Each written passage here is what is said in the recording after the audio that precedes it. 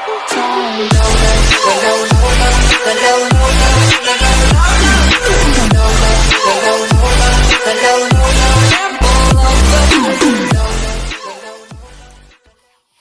Right guys, we are back with another Reacts video. I messed up my words there. Today we are going to be reacting to, hold on a second, we are going to be reacting to A Case Too Disturbing to Make It to Netflix. Now this is a true crime documentary, I'm pretty sure. But yeah, let's get straight into it. Sounded like the beginning scene of like Criminal Minds or something, you know, like when somebody's tied up and they're trying to get out, and then all of a sudden the screaming got really, really loud and really intense. Alton, Illinois. A man can be seen on CCTV just after midnight coming out of a house, carrying a white laundry basket down a quiet street. He walks behind a smoke shop and disappears from view. At the time, no one knew what was inside the basket. It wouldn't be until the next day when a construction worker finds something disturbing. I take him to the dumpster. So when I took him to the dumpster, there's a lot of clothes and shit in there, all strode all over, laundry basket, and there was a couple pair of shoes. There was shoes, was some slipper shoes too. Slipper shoes. Okay. They was red. They had blood on them. They all look like female shit. For real though. Male shit too. Female and male clothes? Yeah. Okay. The next day, around 1 p.m., this Bloody mother, hell. Heidi Noel, arrives at her daughter Lisa Dodd's apartment. Lisa is 22 and currently 8 months pregnant. Heidi hasn't heard from her in over 15 hours since the night before. Something feels off. She lets herself in. 2 minutes later, other residents can be seen opening the door. Heidi steps back outside, visibly shaking. The neighbors' expressions say everything. And then Heidi makes a chilling 911 call. 911 with the address of... Yeah. Hi. Listen. What's going on My there? girlfriend's daughter is killed. Yeah. What's going on there? My girlfriend, I'm sorry, my daughter's, she chopped her head off. Police arrive shortly after and discover the lifeless body of Lisa. In this video, we'll walk you through exactly what Holy happened to Lisa crap. Dodd the night she was murdered. With never-before-seen footage here on the decoder, we advise viewer discretion as some of its contents may be disturbing. Now, let's dive into the chilling murder of Lisa Dodd.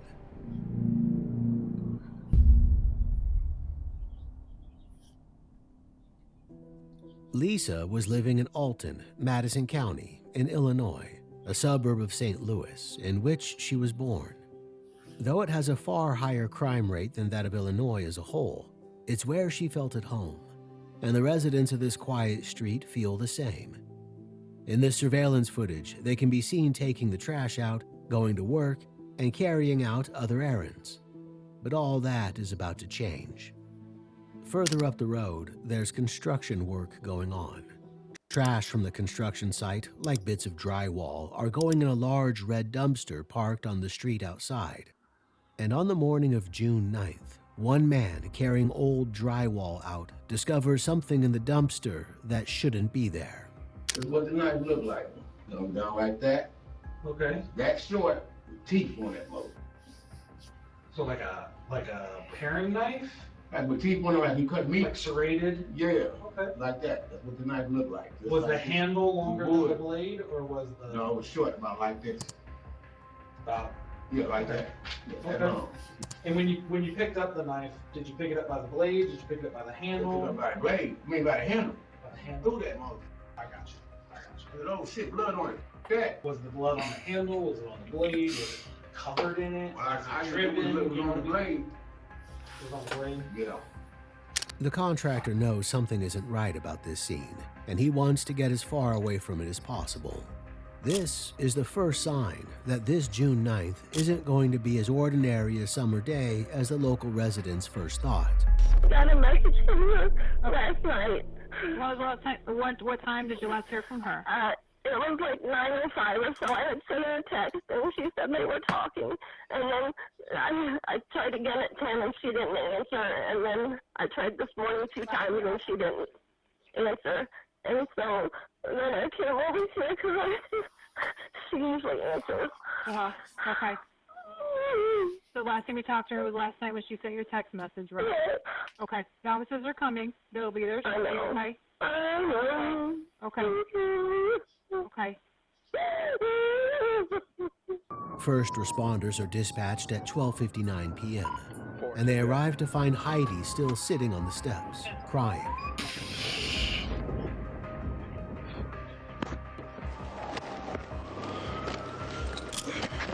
Where we going, huh? Apartment 4. Is anybody else here? No, I didn't see You have a key to get in? Right here. This one. Do you have the key? Oh, I'm sorry. She gives them the code to enter the apartment building, and though they know what they're going to find, it never gets any easier. Evan, watch the rear. Lisa's apartment is on the second floor. The door is unlocked. They discover her body in her bedroom. At least they think it's her body. Her head appears to be wrapped in a towel like a turban, but underneath the turban, her head is gone. It's been cut off. What? Can we go sit on these front porch steps, though? Okay. Well, I don't want to bother those people. You know what? I'll tell them. My car. I'll tell them to go away. Okay. It's okay. Well, I just. Sir. Apartment 4 upstairs to the right. Oh my God. Here, let's Oh God, Lisa, why didn't you listen? take some big deep breaths for me, okay? And then I touched her, and she was cold, and so then I wanted to make sure that he just strangled her. And then there wasn't a head. Please find her head. No one else is in the apartment. There's no sign of a murder weapon, and there's no sign of Lisa's head either. Her killer must have disposed of it elsewhere. Not only has Lisa been murdered, but her body has been desecrated. And this peaceful neighborhood has been torn apart. They let us know that somebody was found dead next door. To have to lose a child. Hold on a second. Right, guys, I'm back. Oh, that way. And that baby is an extension of her mother and the rest of her family. So they lost a child as well. They lost 2. So how did we get here? What happened to lead this young woman who had her whole life ahead of her and was soon to be a mother to such a horrible end? To understand how this crime unfolded, we'll need to go back 24 hours. We find Lisa just living her life, looking forward to her future ahead. Here she is on her porch at just before 2 p.m. on June 8th, scrolling on her phone and looking out at the lawn. In 10 hours, she'll be dead. That's Lisa cold. Dodd was born in Alton, Madison County on August 14, 1999. She was a bright and enthusiastic child with a particular love for animals. For her 10th birthday, instead of receiving presents, she opted to organize a fundraiser for Riverbend Humane Society, a local no-kill animal shelter in Jerseyville. She continued to have a caring attitude throughout her teenage years. She graduated from Jersey Community High School in 2017 and started to work at Dairy Queen, where customers remember her as a vibrant and friendly server. But she wasn't just in it because she enjoyed socializing with her customers. She was saving up to realize her ambitions of going into the medical field, like her mom before her. In June 2022, she was also 8 months pregnant. The baby was going to be a girl. I had just sent out invitations prior Saturday for the baby shower. We were just excited and kind of gathering the items you need to have a baby. Lisa hadn't yet decided on a name for her baby. The family were just calling it Baby Bean, and they were looking forward to the birth and everything that would come afterwards. She was just a loving soul, just a beautiful soul. And I just wish she would have known how loved she was. You know, that she wouldn't have ever been alone, that she could have gotten out of this relationship and had a full life. Lisa was in an on-again, off-again relationship with a man named DeAndre Holloway, another Illinois native. DeAndre is the same age as Lisa. It's unclear how they met, but they've been seeing each other for a while, nearly 2 years. DeAndre also has some issues. He uses substances, and he's had a difficult home life, according to his half-sister, PJ. How long has he not lived there? He moved out when he was about 18. And how old is he now? 21. Okay. Where did he go when he moved out? I'm not sure. Okay. What do you know about DeAndre's life currently, like about like his relationship status and things like that, and where he lives and things like that? He lives pretty much with everybody. He lives with his girlfriend, but whenever they get into it, he hops in different people's homes. He's also taken Lisa with him on this shiftless lifestyle in the past. At one point, according to her old boss at Dairy Queen, the couple were homeless, living in a tent by Lake Litchfield. I think she was making up a story. Okay. And then she finally did tell me that she had some problems with her boyfriend, was hitting her, and they were actually homeless and were living out at the campground at the lake. At the start of 2022, they'd moved into the apartment building in Alton, but things weren't going well between the couple. She had a lot of personal problems with a boyfriend, a lot of calling off. She had a lot of black eyes when she would come in. When she first started, she would make excuses that her dog had jumped up and hit her and caused her black eyes. She was constantly running late, for personal reasons. Always something coming up. She had a lot of black eyes, a lot of bruising on her arms, where you could see, maybe grabbing. Okay. That kind of thing. Lisa's boss once even witnessed one of these altercations. What specifically did you see when the day you actually witnessed her being battered? What did you see? A punch in the face. You saw Mr. Holloway punch her? Face, okay. Yeah. So were they in the car when that happened, or were they outside the car? No, they were in the car, and we have cameras on the back of the building. We actually tried to roll the cameras back, but they're not very good definition, so we weren't able to actually see it. Okay. Yeah. And was he in the driver's seat? Yes, he was. Okay. And did she return to work after that happened? She did. And did you see any? Did she have any visible injuries on that occasion? Her face was red. Okay. And did she say anything, or was she confronted about that? I asked her about it, and she said they had gotten in an argument. Eventually, after the excuses about the dog and things like that stopped, she was honest about it and just said that they were always arguing and fighting, and then they would make up and it would happen again. Okay. Did she? Well, that's not a healthy specifically relationship, that day, is it? When she was struck, was there any conversation after the fact when she comes back into work about the police or? I wanted to call the police, and she did not want to do that. Okay. On one occasion, in July 20... Well, that's just not a healthy relationship. You're just arguing over and over, constantly. Then it's not a healthy relationship. Get out of that relationship. Find a new one. If you argue loads and loads, just get out of that relationship and find a new one. There's plenty of people to make new relationships with. 2021, Lisa landed in the hospital after DeAndre apparently broke her nose and gave her 2 black eyes.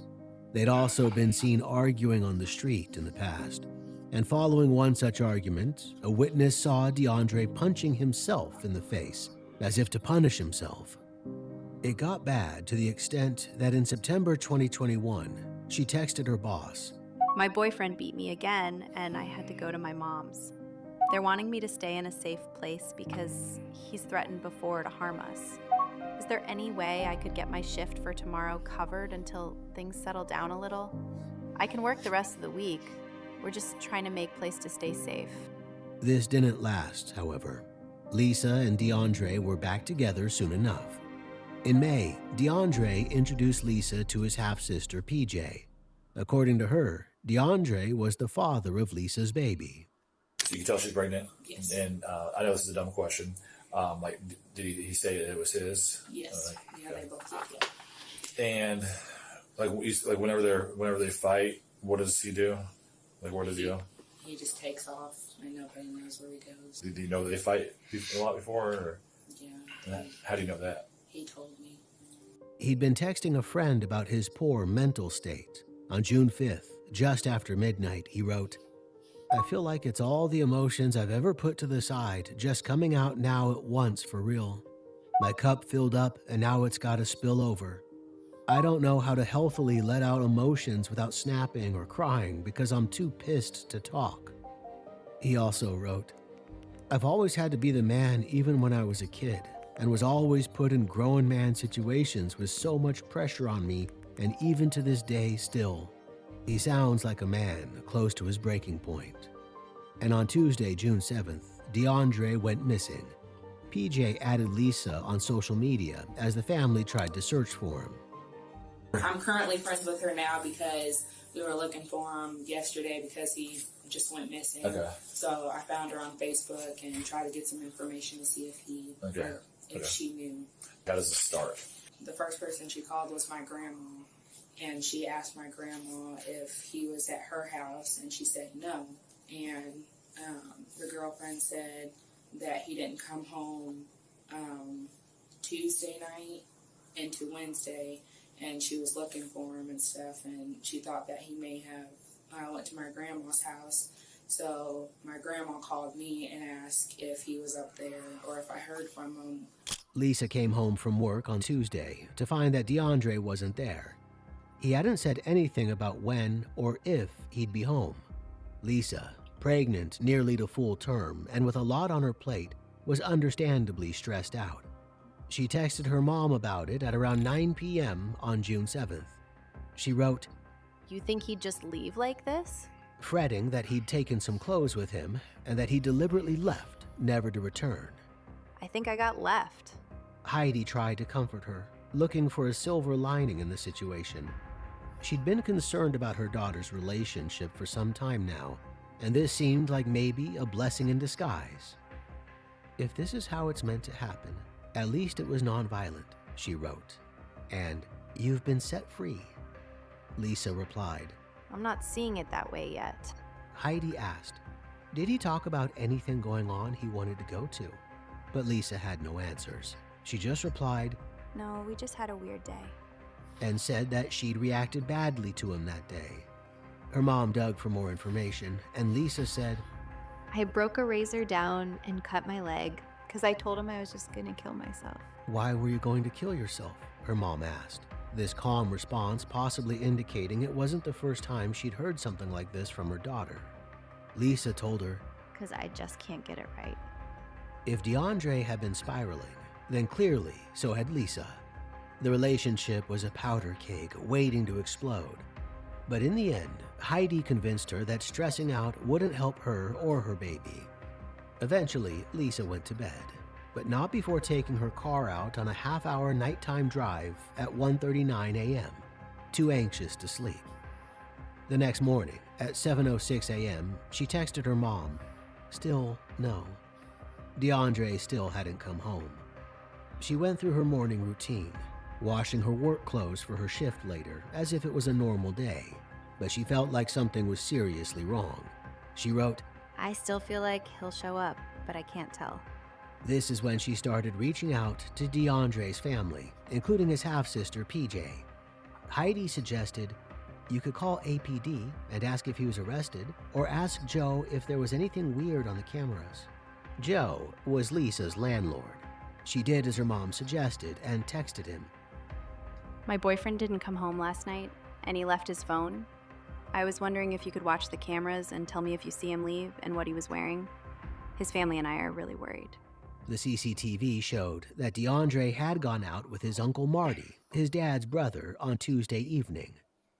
The girlfriend called the landlord to their apartment because they have cameras around the apartment and stuff.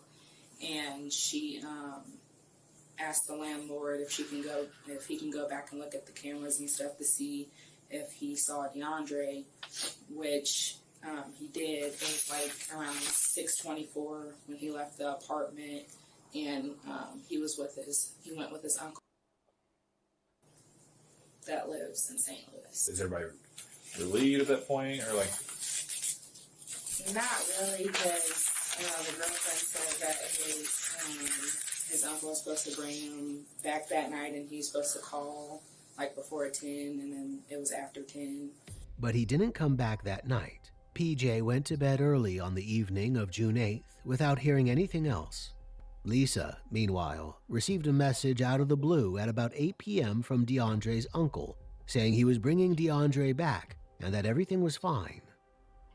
With his uncle, that's who called anyway. Her mom replied, "Where does his uncle live?" And that's still... "Across the bridge," Lisa said, "and yeah, I agree." Heidi wasn't happy about the way her heavily pregnant daughter was being treated. She didn't trust DeAndre at all. She told Lisa, "And of course it's your fault. That. And you better be careful so he doesn't give you something that Bean will catch." Ignoring this advice, Lisa went to pick DeAndre up. They can be seen here on CCTV arriving back at their apartment at 9:11 p.m. While in the car, Lisa texted her mom, "I'm trying to figure it out." This was the last text she'd ever send. And this CCTV image is the last time she'd ever be pictured.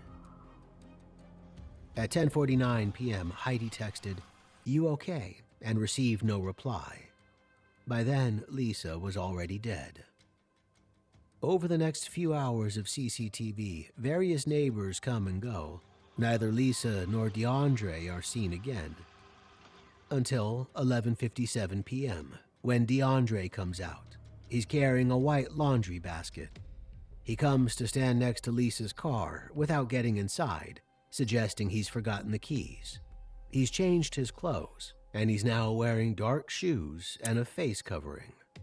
He goes back inside and comes out again a few minutes later, again carrying the laundry basket.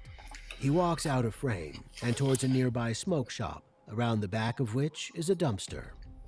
CCTV from a local business displays the rest. At 1 minute past midnight, we can see the white laundry basket being thrown into the dumpster alongside some clothes. This laundry basket, as the police will later discover, contains Lisa's head. 2 hours later, her car is missing from the parking lot. DeAndre has gone to his mother's house. And then my sister said around 2:30 in the morning that he's like banging on the door and stuff, and he's like pacing and like acting nervous. Where? At my house. This morning? Yeah, this morning Okay. at 2:30. PJ finds him in the bathroom at around 10 a.m. the next morning, June 9th, 3 hours before Lisa's mom will discover her daughter's body. I seen my grandma stand in the doorway to the bathroom, and I looked, and I'm like, "Oh, there's Dee." And then he was cutting his hair off and stuff, and I asked him why he was cutting his hair off, and he just said a fresh start. Okay. And what's his demeanor like? He was like nervous, like you can tell he was really nervous. Just your personal opinion, why do you think he's cutting his hair off? Got in trouble. DeAndre hasn't cut his hair in 2 years, and he's proud of his dreadlocks. Why would he be cutting his hair off today of all days? He asks his mom if he can take a shower and have some clothes. She gives him a change of clothes, including a pair of gray sweatpants. Clothes that he had on, he took them outside for some reason, and he set it by the sidewalk, and then he comes back in, and then he was... Did you see him take those clothes off? Yes. So is that why because you said he didn't have a shirt to wear. So when do you see him take the clothes off? He had a hoodie on and some pants, and then he took his shirt off, or his hoodie off when he was cutting his hair, I guess, because it was already off. Mm-hmm. And then he still had the pants on and stuff, and the hoodie was on the bathroom floor. And then that's when he gets out and asks your mom for clothes? Yeah. And then he didn't have a shirt on, obviously? Because he didn't want to put the same clothes back on. Okay, what were those clothes? I know it was a bucket hat. I think it was like blue. You didn't say anything about a hat. He had a hat on? Yeah. Okay. Sorry. It's okay. He had like a bucket hat on. I think it was like blue or something. Anything about the hoodie that you recognize? No. What about the shirt he had on? No. So when he gets to the shower, those clothes are all in the bathroom? Yeah. And then that's when he gets the gray pants from your mom, and does he ask you for a shirt? No, I just gave him one. Because he knew. Yeah. So then what does he do with the clothes?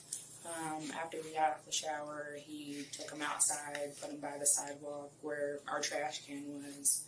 And then he comes back in the house, chats for a little bit and stuff. And then my grandma was cooking breakfast, and she asked him if he wanted a plate. And he said, yeah. And then that's when he went back outside. And then I guess the clothes that he had on the sidewalk, he put them in the trash, which they're in there now.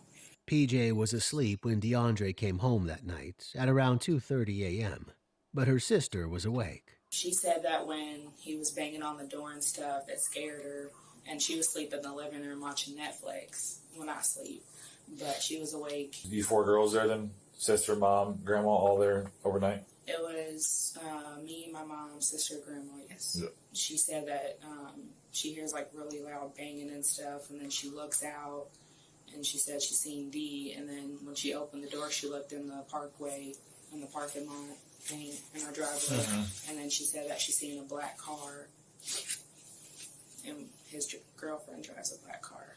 It seems strange to DeAndre's family that he showed up driving his girlfriend's car without his girlfriend. And the suspicious signs don't end there. His grandmother notices he's got other items of Lisa's property. He had I don't even know what his girlfriend's name is. Okay. But anyhow, he had gave me her ID in the debit card. Okay. And I said, well, why you got her debit card? Yeah. And license, you know. And I said, now she out there driving, and then she thinks she got her license, and you got it. Then this morning, he gave me 2 keys. Okay. And I said, well, where you get these keys from? And he said he found them on the ground. But he didn't say where he found them on the ground. And I said, well, give it here. I said, then I can get in touch with her. Okay. And you want to put that stuff in there? I'm getting it back now? This here? Yeah. Is that yours? No, but I'm going to try. I'm going to try to get it to her. Okay, that's what I'll do. I'll take care of it. You sure that? Yeah.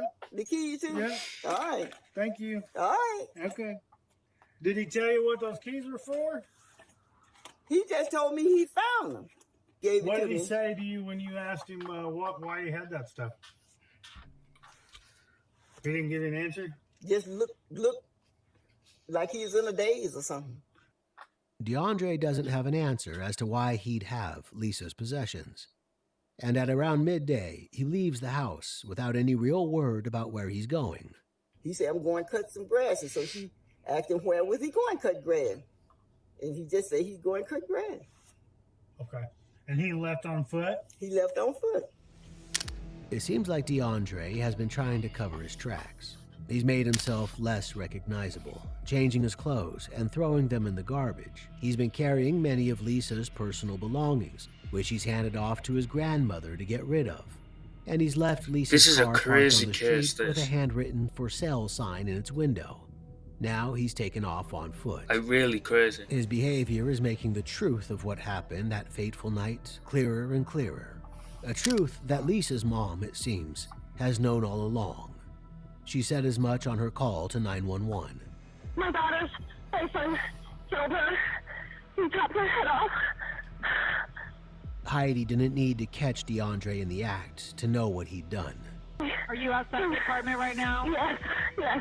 What kind of a weapon does he have? See? He's not here. He took her car. Okay, the officers are coming. So you haven't heard from her boyfriend or talked to him at all? No, I haven't. It seems she spoke too soon when she told her daughter to be grateful things had ended safely without violence. Even being mom, like, if you knew where Mothers that was always going. know. I would. Like, if I knew what was going on. I swear they have a sixth sense where they can feel something's going to happen before it happens. Like, her mother already knew that something was going to go bad. I would tell you, but from last night of him doing And she the knew big straight thing away out that it was her to boyfriend. what's going on now, I have no clue. Like what has transpired. Are you afraid of him? Yeah, I got an order of protection on him. Okay. Yeah. And what prompted you to get that? He was staying with me for a couple days, and he was becoming frightening, like he was going to do something. So I was like, you gotta go. And so when he left, he called my daughter back and was like, I love you guys, and I'm coming back to kill you. So what actually happened inside the apartment that night between the couple walking inside at 9:11 p.m. and DeAndre coming back out just before midnight? Their downstairs neighbors have been witnesses to a lot of the violence in their relationship. Well, the past few days they've been arguing, and that's nothing new. Okay. They fight, like they used to fight all the time, and it would be loud fighting, and we actually had to call the cops on them before, because I don't know who it was, but somebody picked something up and slammed it against the wall. We assumed it was one of them throwing each other. And on the night of June 8th, they heard it all. Last night it was different. It was like we got home from picking me up from work. I got home from work around 9:30-ish, and their front door was cracked, which is unusual. They don't. 9:30 p.m. last night. Okay. They don't usually leave their front door cracked, and it was, and that was a little weird. And I heard like muffled yelling, like not screaming, but yelling in a way, kind of like in pain, like you just like snipped your finger with a scissor and you had to put some over your mouth so you wouldn't scream too loud. That's what it sounded like. So you said it sounded like muffled screaming? Kind of, but it wasn't too loud.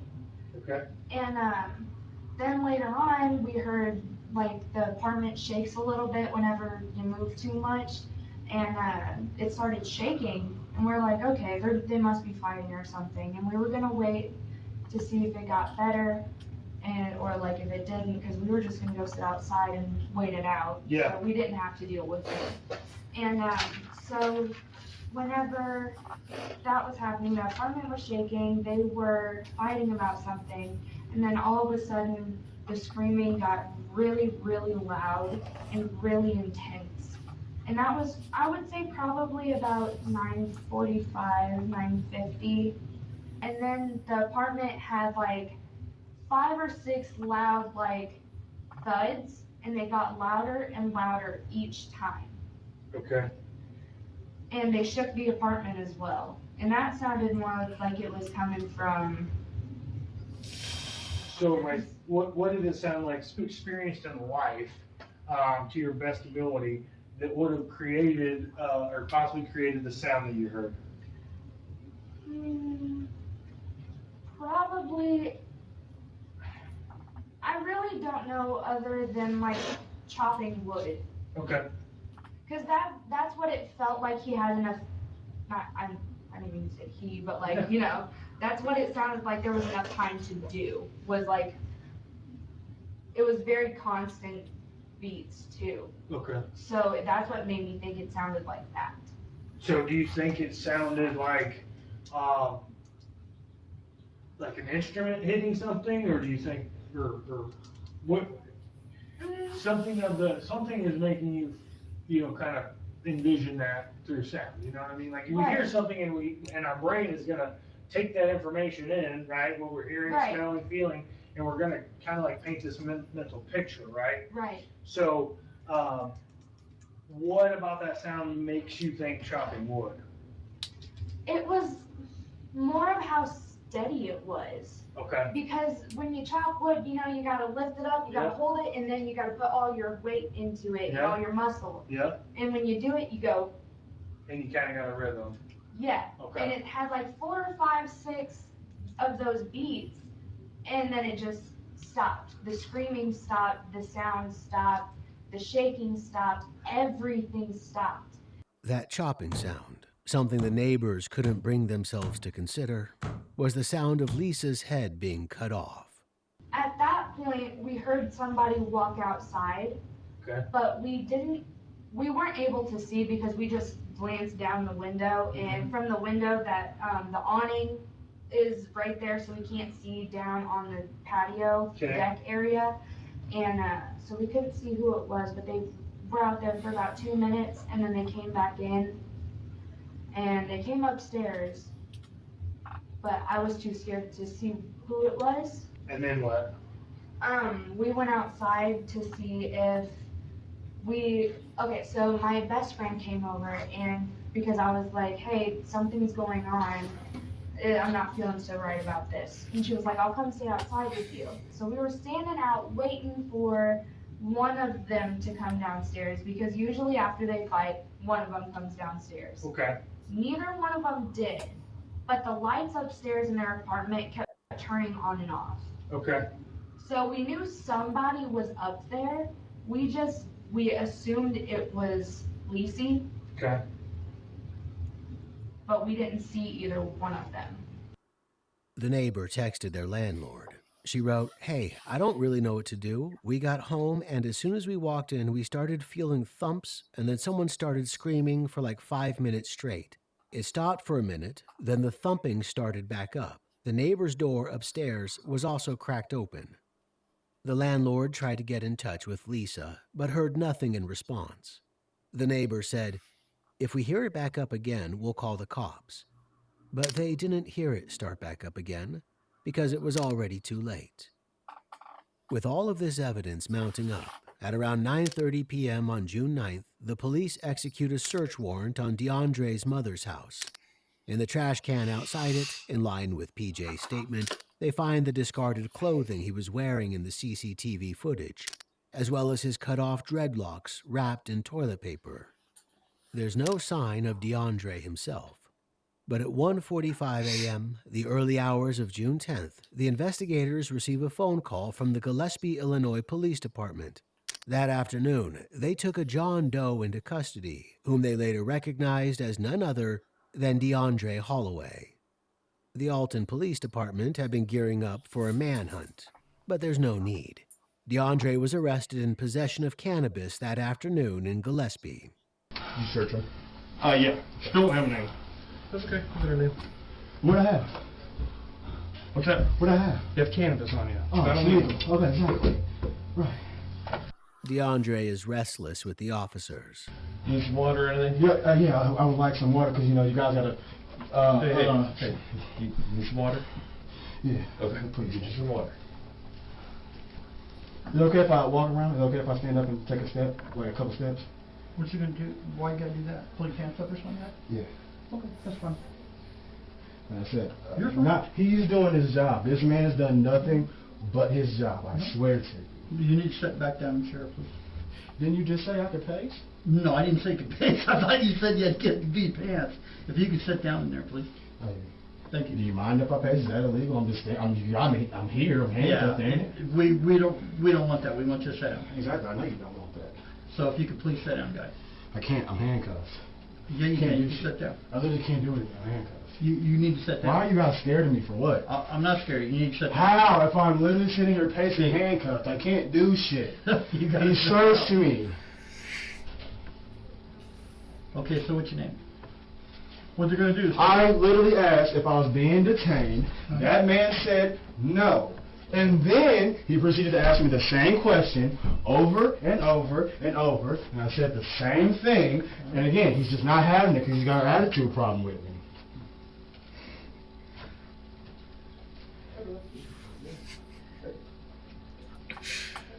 I got an attitude problem too. I know I got one. I got one. That's why I'm not sitting down.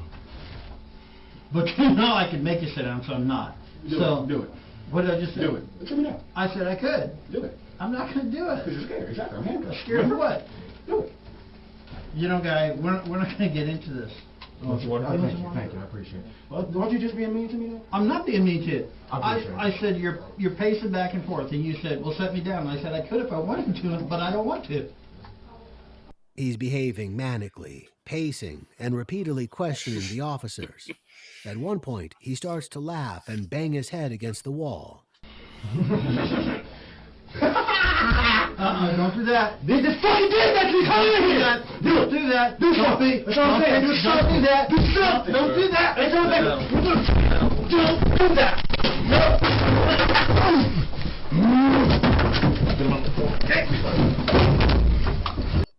The cops take Holy drastic crap. measures to restrain him from hurting himself. They keep him on the floor as he assures them he's going to get out. Just have my folks will come get me out. Well, we don't know your name, so... Exactly, but my folks will be there to get me out. Who's your folks? I don't know who you're Don't worry about it. He still refuses to tell them who he is. But it doesn't matter. The investigators from Alton come to arrest him on suspicion of Lisa's murder. They carry out a warrant for DNA, fingerprints, and other samples.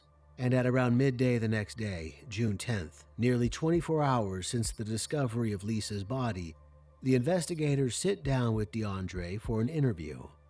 But DeAndre's not talking. He refuses to give them any information, even his name, which they already know. He just keeps saying he wants to go to work, though it's not clear if he's actually employed. He also says he's dissociated and that he's once been prescribed medication by a doctor. After this, he asks for his lawyer, and the investigators comply, terminating the interview. On June 13th, DeAndre is charged with 2 counts of first-degree murder, 2 counts of intentional homicide of an unborn child, a human body, offenses relating to motor vehicles, and concealment of homicidal death.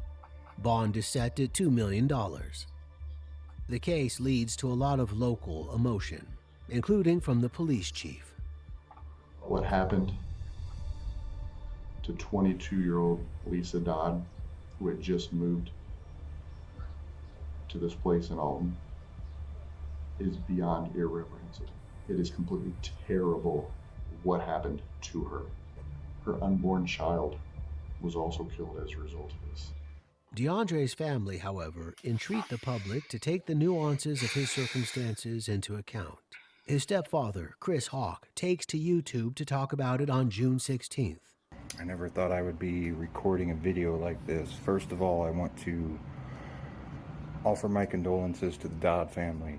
I cannot imagine what you must be going through.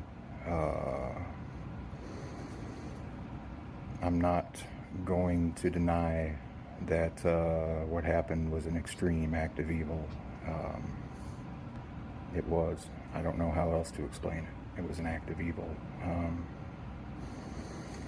I don't know if there's a word that describes it. And over here we are ashamed. His mom, his sister, we're all shocked. We knew he was capable of violence, but we never saw this. We've been trying to get help for him for at least 3 years. But as far as longer term mental care, we were always told that we can't hold them unless they've done something. He doesn't deny the horror of what DeAndre's done, but he attributes DeAndre's actions to his mental state, something his family has been trying to do something about for years. But he says the system wouldn't let them. Our system fails people with mental problems. I've grown up in an environment with mental problems. And people are kind of left on their own. It's a tragic situation. This is the D that we knew. They're old pictures, but they show that there is a human there. a human does exist. He's not a monster. What he did was monstrous. He's not a monster. I'm not advocating that DeAndre should ever be allowed to enter civilized society again. I mean, he's obviously crossed the line there. I'm not advocating anything like that. I'm just saying there's a human being here, and it's tragic. It's tragic what mental illness has done to him. These are the early days of the case, when DeAndre's only just been charged, and he's not doing well in jail. He's been refusing to come out of his cell and making threats to corrections officers. These included saying, "I will cut off your head."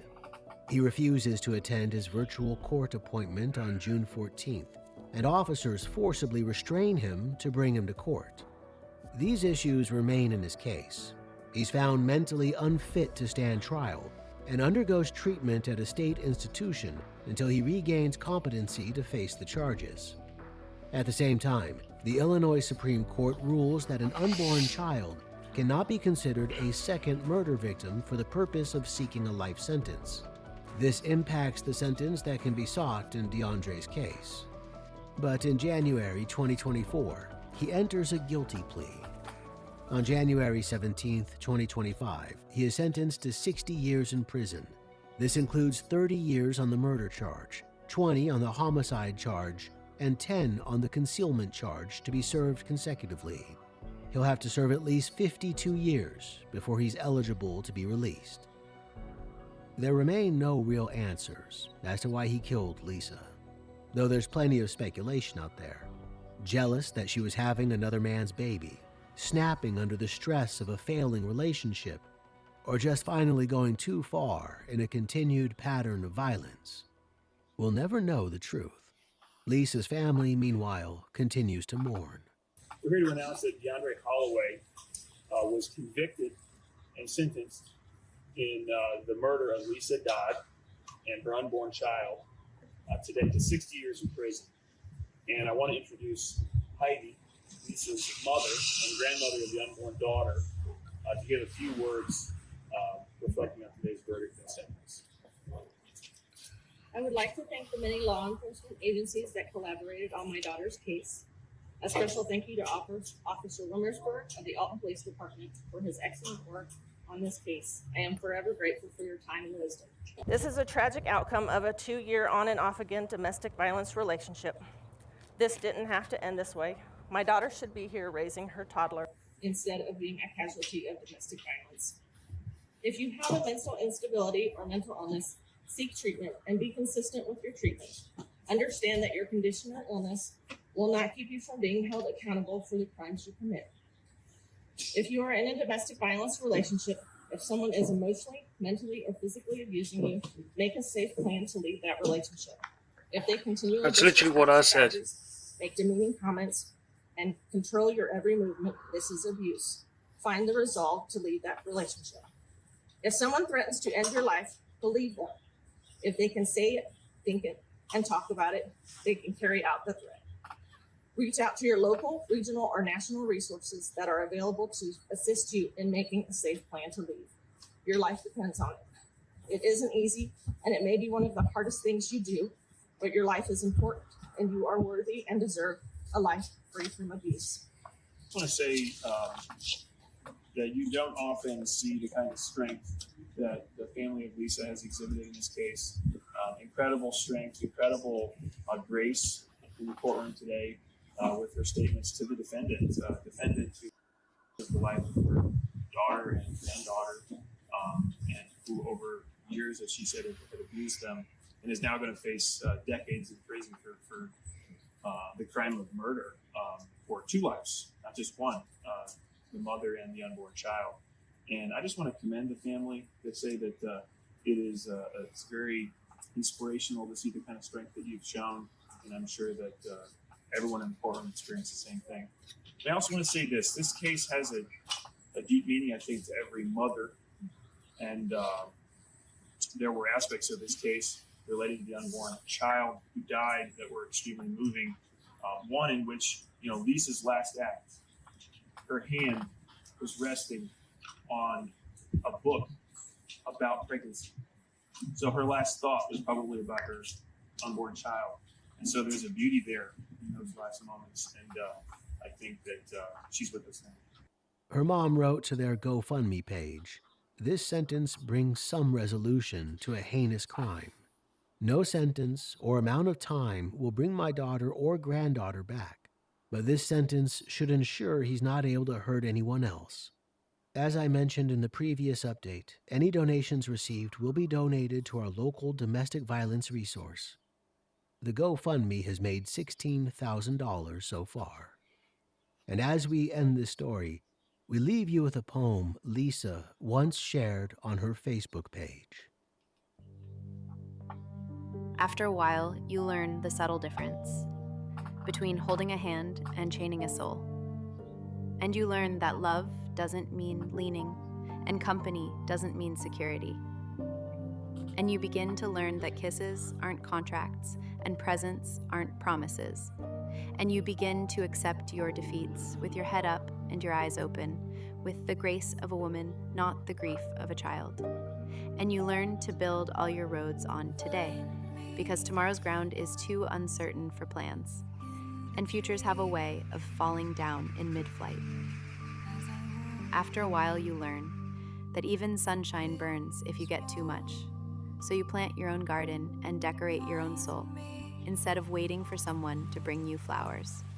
And you learn that you really can endure, that you really are strong, and you really do have worth. And you learn and learn.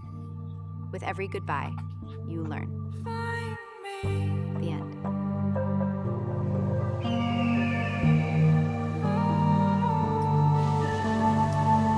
Wow.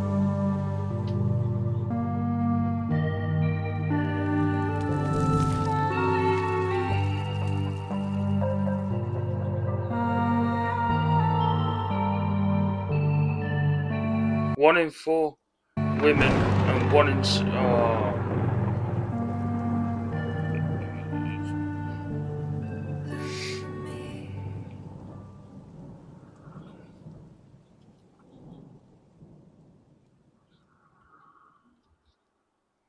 wow, what a video. Honestly, what a video.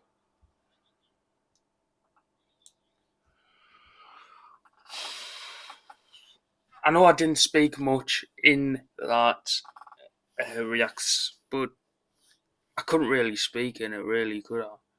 It was the video was interesting anyway.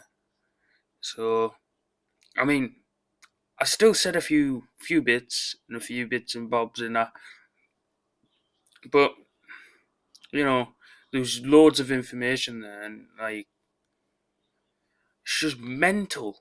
I've not seen a true crime. I've not seen a one of them like for a while, and I've not seen I haven't seen one like that.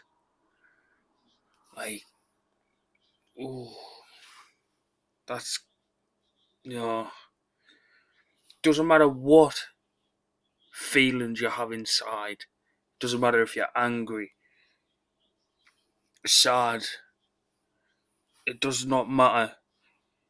You should never go to that mindset of wanting to kill someone. Yeah, people say it as a joke, but they don't actually mean it.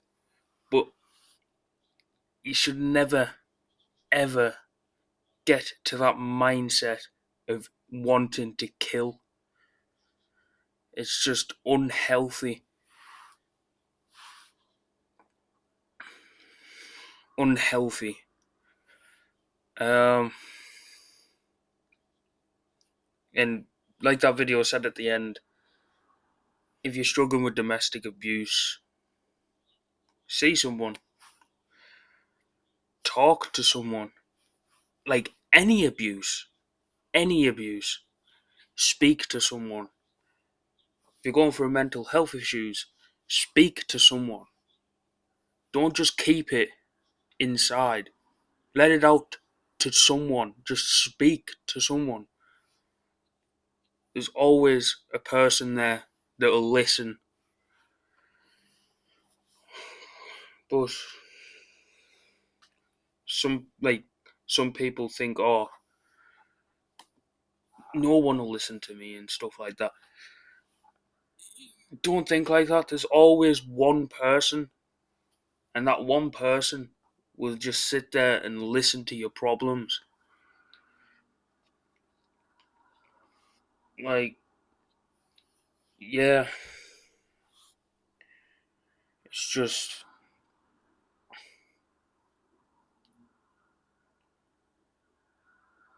mental. What a video, what a roller coaster this has been.